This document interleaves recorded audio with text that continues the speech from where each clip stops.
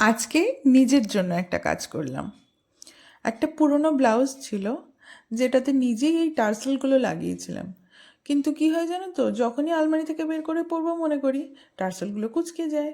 আবার সেটাকে আয়রন করো, তারপর পরো। ধুর, আজকে খুলেই ফেললাম। এবার খুলে ফেলাতে কি হয়েছে দেখো, ব্লাউজের যে জায়গাগুলোতে ওগুলো সেলাই করা ছিল না, ফুটো ফুটো হয়ে গেছে। ব্লাউজটা তো ওইভাবে পরতে পারবো না, তাই ওই ব্লাউজটার উপর ঝটপট করে এঁকে ফেললাম। আমি এখানে নয়নতারা ফুল আঁকার চেষ্টা করেছি, জানি না সেটা কতদূর পেরেছি। তো ফুলটা এঁকেছি, ফুলটা এঁকে তাতে একটু শেডিং দেওয়ার চেষ্টা করেছি।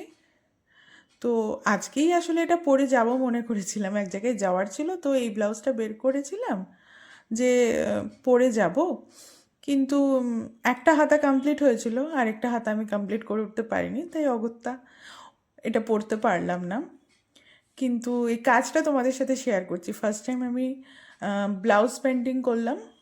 এবং আমার পার্সোনালি কিন্তু খুব ভালো লাগছে।